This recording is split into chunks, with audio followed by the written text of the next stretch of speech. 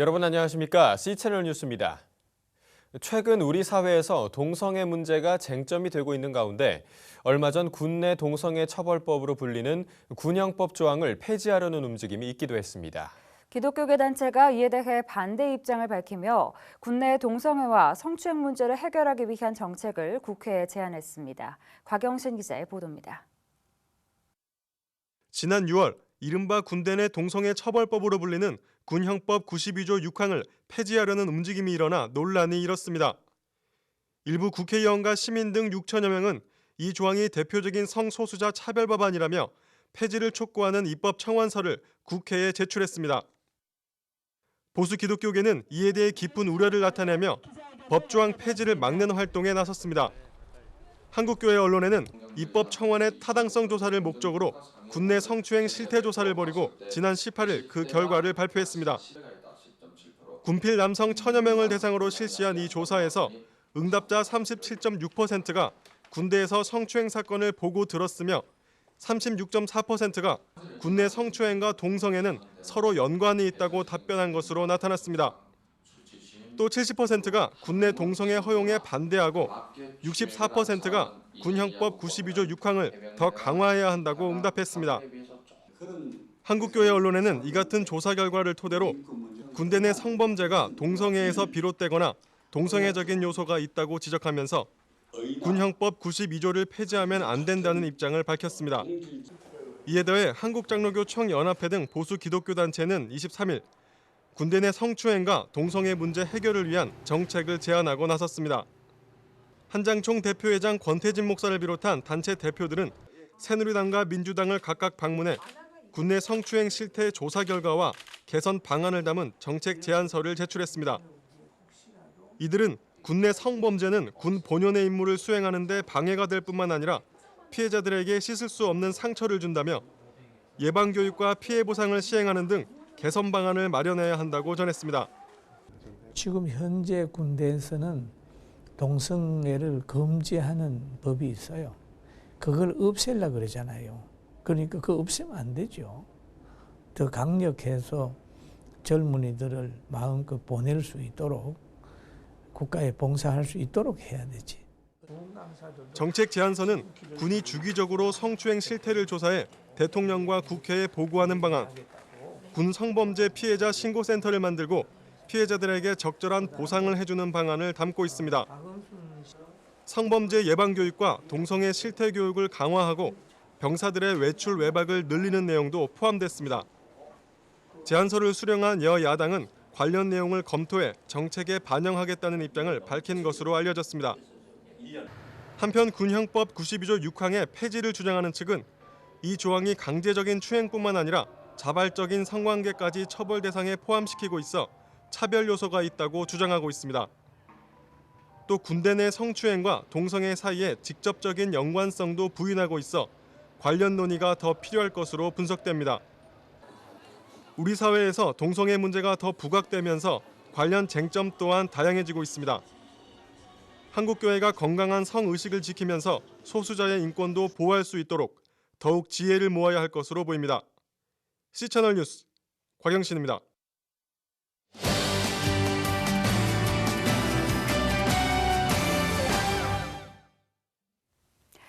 전 세계 5억 명의 기독교인을 대표하고 세계교회의 유엔 총회로 여겨지고 있는 WCC 제10차 부산 총회가 다음 주면 우리나라 부산에서 열리게 됩니다.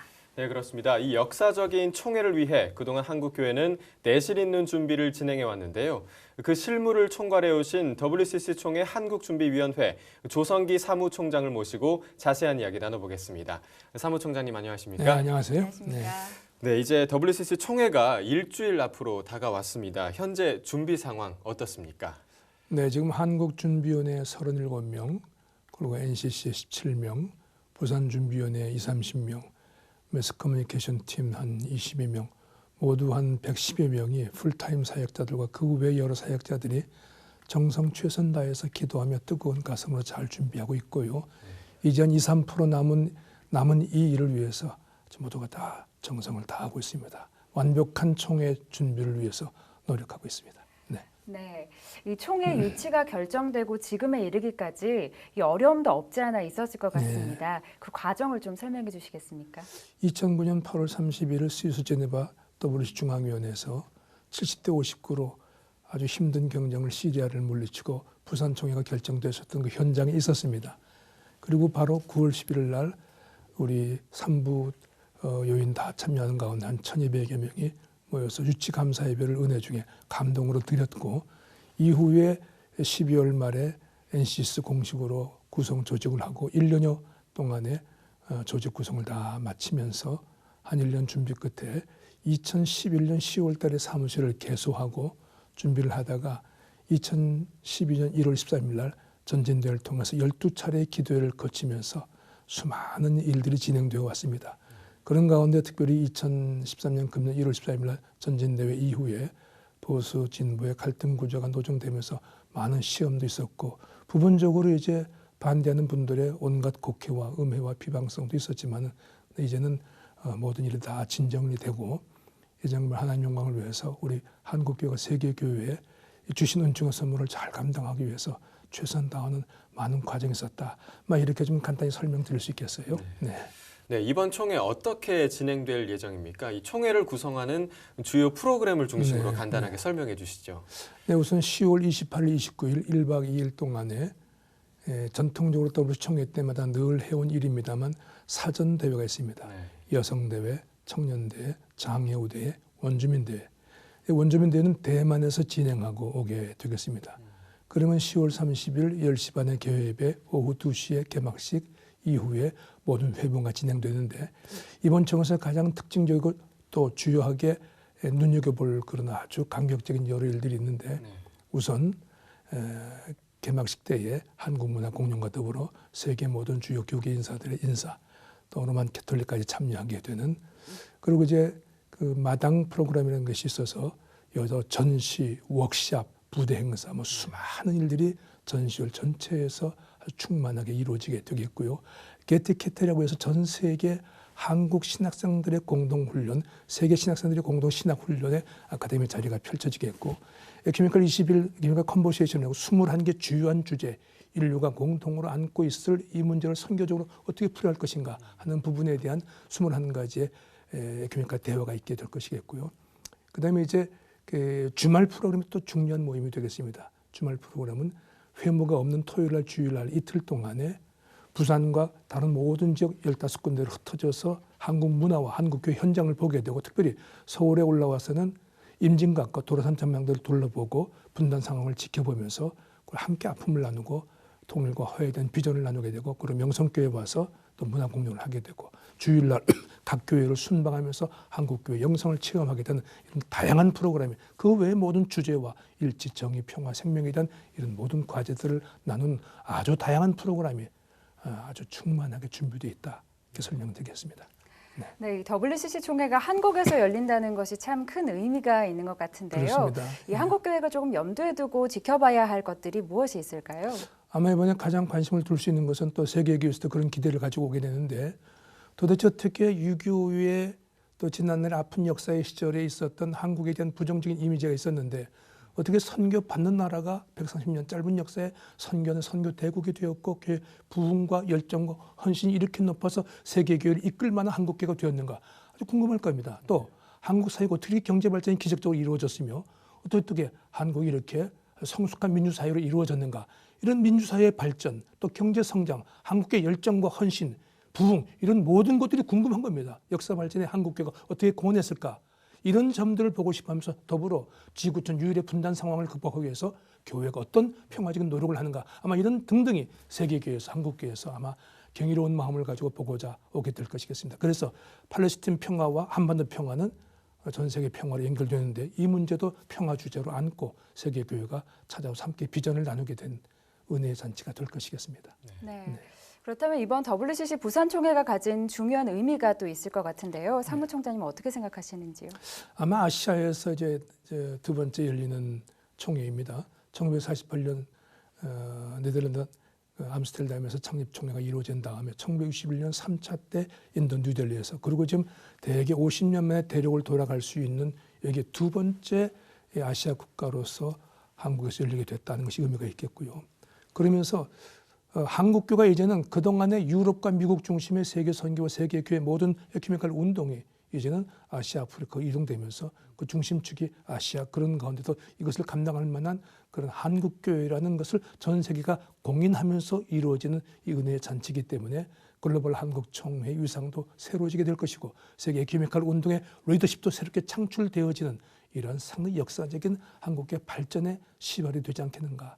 막 그런 의미를 부여할 수 있겠어요. 네, 이 총회 이후에 한국교회와 세계교회가 경험할 가장 큰 변화가 또 뭐라고 생각하십니까? 네, 그동안에 아마 에큐메니컬 운동하면은 주로 에큐메니컬 리더들 그 중심으로 이루어졌다면 이제는 풀뿌리 에큐메니컬 운동, 지역 교회, 지역 사회, 그 지역의 젊은 세대들, 다음 세대를 이끌어갈 사람들, 그런 사람들의 리더십을 다시 한번 확보하게 되면서 세계 교회도 지금까지 추구했던 에큐메니컬 운동의 더 보완적인 성숙한 면으로 변화와 발전이 당연하게 모색되게 될 것이고 한국 교회도 이제는 그 보수 진보의 갈등 구조를 넘어서서 한국교회 일치와 연합 그리고 세계 교회를 보는 눈, 세계 운명을 선교적 과제로 끌어안는 일, 이런 점에서 한국교회도 더 큰 성숙을 경험하게 됨을 통해서 한국교회는 세계교회 오는 지도자를 통해서 다양한 것을 보고 배우고 느끼게 되고 또 결단하게 되고 세계교회는 한국교회를 통해서 또 많은 것을 배우게 될 것인데 예를 들면 새벽기도 영성이라든가 또 우리 한국교회 부흥과 헌신의 열정이라든가 역사 속에 기여하는 한국교회 그 많은 흔적들에 대해서 감동으로 바라보면서 서로 배우면서 서로를 발전시키는 결정적인 계기가 되지 않겠는가 그렇게 기대하고 있어요. 네. 예. 또 이 총회를 전후로 한국교회가 풀어야 할 과제도 아직 남아 있는 것 같은데요. 그렇습니다. 이 한국교회 당부의 한 말씀 부탁드립니다. 그저 다 그 매스컴 통해서 저 익히 알고 계십니다만 생각보다 표피적으로 마치 WC를 반대하는 그 측이 상당히 광범위한 것처럼 이렇게 알려지고 있습니다만 실질적 내용적으로는 그렇지는 않습니다. 많은 분들 침묵하고 있고 그리고 모든 교파들이 함께 건강한 생각을 가진 분들이 WCC가 국제적인 행사이고 세계교회 지도자를 모시고 가지는 것이기 때문에 잔치를 준비한 사람으로서 정성을 다해보자는 마음과 더불어 여기에서 분열의 갈등 양상을 보이지 말자라는 성숙한 생각이 다들 있습니다. 그런 가운데 아직까지도 조금 곡해 내지는 오해 내지는 선입견 편견 때문에 좀 긴장과 갈등이 있습니다만 당부하고 싶은 말씀은 우리가 세계 손님들 세계 지도자를 초청한 이때 한국의 영성과 진심을 보여줄 수 있는 은혜의 이 찬스에 조금 다르다고 해서 다른 것이 틀린 것이 아니라면은 다양성 속의 일치를 생각하면서 모두를 포용하고 함께 큰 흐름에 나설 수 있는 열린 자세 성숙한 마음 에큐메니컬 정신에 좀 더 좀 포괄적인 의미가 온 성도들에게 한국교회 새로운 차원으로 좀 세워졌으면 하는 그런 바람이 있지요. 네, 이제 모든 준비를 마치고 세계교회에서 오는 손님들을 맞이하기만 하면 될 것 같습니다. 정말 생각할수록 흥분되고 또 기대가 되는데요. 네, 그렇습니다. 한국교회가 세계교회의 반열에 올라 인류 공동의 문제를 논의하는 이 역사적인 순간을 위해 우리도 끝까지 마음을 모아야겠습니다. 바쁘신 중에도 자리해 주셔서 감사합니다. 고맙습니다. 감사합니다. 다음 소식입니다. 한반도 평화와 통일을 위한 평화 열차가 현재 중국 베이징에 머물며 평화 순례 일정을 진행하고 있습니다. 하지만 열차의 평양 통과는 어려워질 것으로 전해지고 있습니다. 이달 7일 독일 베를린을 출발한 평화열차는 지난 19일 러시아 이르쿠츠크를 출발해 21일 오후 중국에 도착했습니다. 평화열차 참가자들은 오는 27일까지 베이징과 북중 접경 지역인 단둥 지역에서 평화 순례를 갔습니다. 기대를 모았던 평화열차의 북한 경유는 남북 당국 간 협조가 이뤄지지 않아 결국 무산될 것으로 예상되고 있습니다. 이럴 경우 평화열차 참가자들은 단둥에서 배편을 이용해 인천항에 입국하게 되며 이후 임진각 등을 순례한 후 KTX 열차편을 이용해 28일 저녁 WCC 총회가 열리는 부산에 도착합니다. 한편 평화열차 참가자 중 8명이 중국 비자를 발급받지 못해 고국으로 돌아가는 사태가 발생했습니다. 파송교회와 참가자들은 현장에서 2천만 원을 긴급 모금해 이들이 부산에 도착할 수 있도록 후원하기로 했습니다. 책 읽는 서울을 구현하기 위해 협력하고 있는 한국교회연합과 서울특별시가 행복한 작은 도서관 4호관을 개관했습니다. 한국교회연합과 서울특별시는 지난 22일 서울 강서구 방화동 소재 우리교회에 행복한 작은 도서관 4호관을 개관하고 지역사회 주민들을 초청해 개관식을 진행했습니다. 개관식에서 한교연 박위근 대표회장은 한국교회가 지역사회를 품고 섬기는 일은 너무나 당연한 일인데 그동안 성장지상주의에 빠져 본분을 다하지 못했다며 지역사회를 섬기는 마음으로 도서관을 열게 된 것은 주님이 기뻐하실 일이라고 격려사를 전했습니다. 우리 교회 이희만 목사는 자녀들을 위해 책 읽는 부모가 늘어나는데 일조하는 마음으로 지역사회를 위해 작은 도서관을 시작하게 됐다며 지역사회 주민들의 관심을 요청했습니다. 한편 한교연과 서울시는 한교연 회원교단 소속 100개 교회에 작은 도서관을 조성하는 것을 목표로 상호 협력해왔으며 중앙성결교회에 제1호 행복한 작은 도서관을 개관한 데 이어 2호 우송도서관, 3호 길숲도서관을 개관한 바 있습니다. 대한예수교장로회 합동총회 정치부가 지난 가을 정기총회에서 결의한 한기총 행정보류를 총회 임원들이 존중해야 한다고 밝혔습니다. 예장합동총회 정치부는 22일 언론사에 배포한 입장문에서 98회 총회 현장에서 처리된 한기총 안건은 행정보류하고 임원회에 맡겨 처리함이 가하다는 취지를 담고 있다며 총회 임원들은 개혁적 결단을 보여줘야 한다고 사실상 결의 이행을 촉구했습니다. 또 총회 결의는 한기총이 다락방 문제를 다루면서 교단과 한국교회를 향하여 보인 경거망동과 불법을 회개할 때까지 최소 한 회기 동안 예의주시함을 의미한다며 류광수 씨 다락방을 이단으로 규정한 81회 총회 결의의 정신을 살려야 한다고 강조했습니다. 한편 안명환 총회장은 최근 한기총 행사에 참석해 교단장을 대표한 인사말을 전한 것으로 확인되고 있습니다. 이번 총회 정치부의 입장문 발표는 이 같은 총회장 행보를 우려하며 내린 조치로 풀이되고 있습니다. 한국기독공보 천영호 신임사장이 취임 감사 예배를 드리고 하나님의 증인이 되는 일에 앞장설 것을 다짐했습니다. 대한예수교장로회 통합총회 임원과 교계 인사들이 참석한 취임 감사 예배에서 천영호 신임사장은 허물이 많음에도 불구하고 기독공보 사장이라는 중책을 맡겨주신 데 대해 감사드린다며 하나님께서 주신 비전과 사명을 보다 성실히 수행하며 구독자가 감동받는 좋은 신문을 만드는 데 최선을 다하겠다고 취임사를 전했습니다. 말씀을 전한 대한예수교장로회 통합총회 김동엽 총회장은 기독공보가 그동안 교단 성장과 발전에 큰 영향을 끼쳐왔다며 새로운 미래를 열어갈 천 신임사장과 함께 하나님께서 세상을 향해 품은 뜻을 온전히 전하는 신문이 되길 바란다고 전했습니다. 한편 한국기독공보 천영호 신임사장은 부산 장신대학교와 성화대학을 졸업했으며 부산 CBS 총무팀장을 거쳐 2009년부터 한국기독공보 부산지사장으로 활동해온 바 있습니다. 이 밖의 뉴스와 날씨를 전해드립니다. 작은 교회 세우기 목회자 클럽이 창립 1주년을 맞아 오는 28일부터 다음 달 26일까지 전도사역자 세우기 전도부홍회를 개최합니다. 기독교 한국침례회가 지난 21일 대전 한돌교회에서 제69대 김대현 총회장 취임 감사 예배를 드렸습니다. 경기 미랄 선교단이 다음 달 14일 안양감리교회에서 제17회 경기 미랄의 밤을 개최합니다. 서울 YMCA가 오는 28일 소공동 롯데호텔에서 서울 YMCA 창립 110주년 기념식을 개최합니다. 날씨입니다. 전국이 대체로 맑겠습니다. 하지만 오후부터는 찬바람이 불면서 부쩍 쌀쌀해질 전망인데요. 아침 기온은 한 자릿수까지 떨어지겠고 한낮 기온도 당분간 20도를 밑돌겠으니 두꺼운 외투 준비하시는 게 좋겠습니다. 아침 기온은 춘천 8도, 대전 9도를 기록하겠습니다. 낮 최고 기온은 서울 18도, 대전 20도까지 오르겠습니다. 바다의 물결은 남해 먼바다, 제주도 전해상, 서해남부 먼바다에서 2에서 5m로 점차 높아지겠습니다. 주간 날씨입니다. 금요일부터는 전국적으로 강한 바람이 불면서 체감 온도가 더욱 낮아지겠고 주말까지는 추위가 이어지겠습니다. 뉴스를 마칩니다. 시청해주신 여러분 고맙습니다.